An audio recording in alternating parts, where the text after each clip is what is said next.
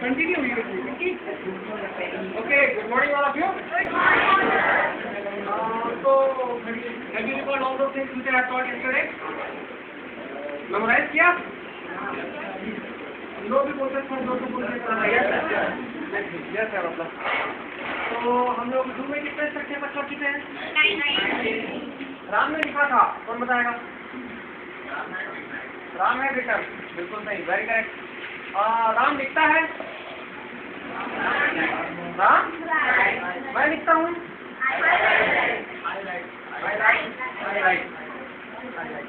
Right नहीं आएगा.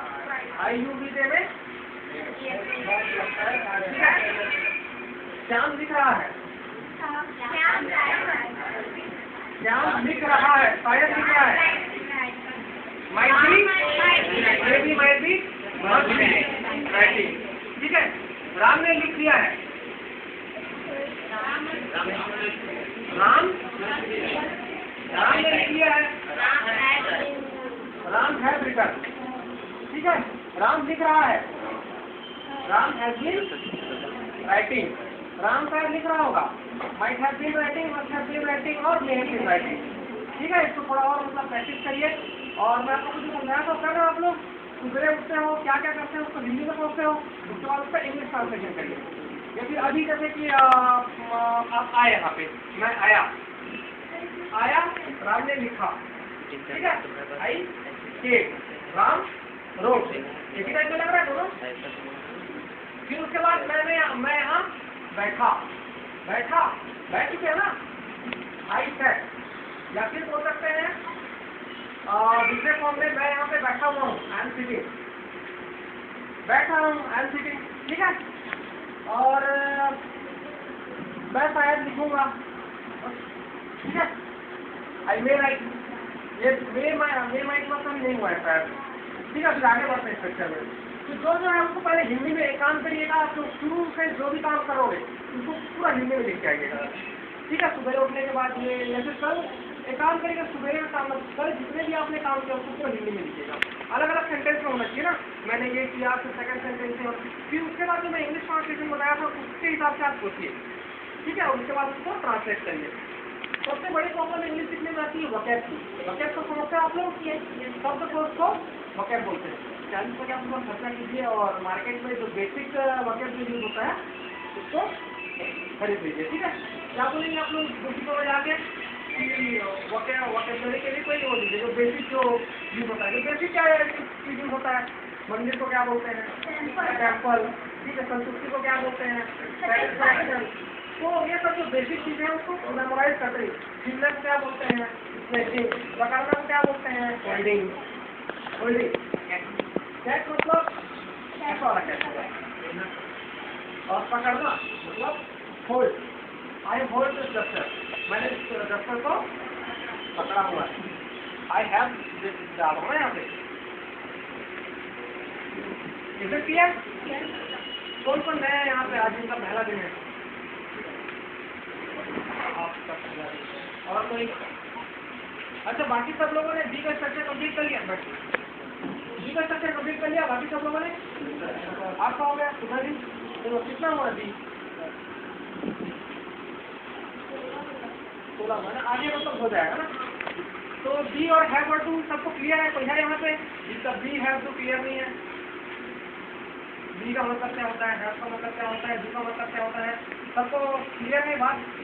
3 प्रकार की सेंटेंस होती है, बी हैव टू और क्वेश्चन.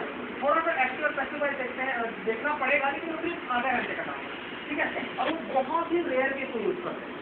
अगर 100% है तो 70% हम लोग बी में बात करते हैं, 20% बी में बात करते हैं और 10% हैव में बात करते हैं. और जो छुटपुट 1-2% समझ लीजिए, 98% हो गया समझिए, 100% मत समझिए, तो वो पैसिव में बात होता है. ठीक है. तो थोड़ा सा. और फिर उसके बाद जो क्वेश्चन है वो बी हैव टू से ही बनता है. जैसे कि मैंने आप लोगों का एग्जाम्पल दिया था. बी का जैसे एग्जाम्पल लेते हैं हम लोग. बी का example, Ram is a good boy. Ram अच्छा लड़का है. फिर उसको क्वेश्चन बनाएंगे तो उसको उल्टा अटपटा से कर देंगे. Is Ram a good boy? क्या राम अच्छा लड़का है? Isn't Ram a good boy? क्या राम अच्छा लड़का नहीं है? इजंट बोलते हैं लेकिन उसका जो लिखावट है इज नॉट, लेकिन उसको इजंट बोलते हैं. Is it clear? इसको क्वेश्चन बोलते हैं। तो बी हैव डू कंप्लीट करने के बाद हम लोग इसका क्वेश्चन करेंगे। Is it clear? Are you practicing in a home और not? Have you made some kind of environment? Are you talking with your parents or not parents? Actually, I mean to say your siblings, your brothers and sisters. किन लोगों ने practice चालू किया है? शुभम ने किया, शुभम तो मेरे से मेरे साथ ही रहता हूँ, मेरे साथ ही करता है बात। और सोचिया आप चालू किया। एक चीज और, मैं सोचिया को पूरा मिक्सचर दे दूंगा। मिक्सचर मतलब आप लोगों को मैं कल 5 खाना बताया था, उनसे छाप लेना, ठीक है? मैं लिखूंगा 2-3 दिन बाद दे पाऊंगा, ठीक है? और बॉब जो है, बॉब कितने लोगों के पास है? बॉब का शीट आपके पास है, आपस में डिस्ट्रीब्यूट करेंगे, ठीक है? तो आगे बढ़े फिर इसको एक बार डू का रिवाइज करते हैं। कौन आएगा यहाँ पे जो डू का रिवाइज कराएगा? आप आ जाइए।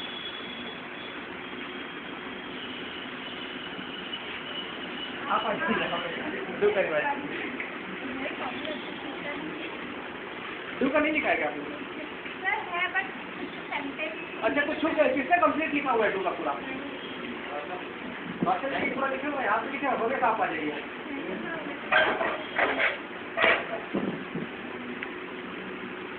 चलिए पूरा डू का Ram right,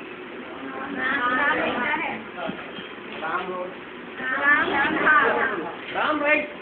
If you are talking about the habitual action, if you are talking about the addiction of anyone, if you are talking about the things which is daily happening, just like a sun rises, it's a universal fact. Okay, nobody will consider it as a wrong. Okay, it's a universal fact. If you are talking, अगर हम आदत की बात करते हैं, अगर हम ऐसी बात करते हैं जो होता ही है, जो सर्वमान्य है, तो उसमें हम लोग डू का फर्स्ट फॉर्मेट यूज करते हैं. राम राइट, राम लिखता है, ये हो सकता है उसकी आदत हो, उसकी डेली रूटीन हो, ठीक है? तो दो कंडीशन यहाँ पे मतलब वो है, तो यहाँ पे फर्स्ट फॉर्मेट आएगा राम राइट. रोशन पीता है, रोशन ड्रिंक, ठीक है? पानी पीता है ना, कुछ और मत सोचिए. राम राम है right, he she it singular noun में एफ और ई, आई यू बी दे प्लूरल में नहीं लगता. राम है, आप बोलेंगे, बोले जोर से बोलेंगे और सब आप लोग ट्रांसलेट करिए. Ram might have written, Ram लिख लिया, राम में है रिटन,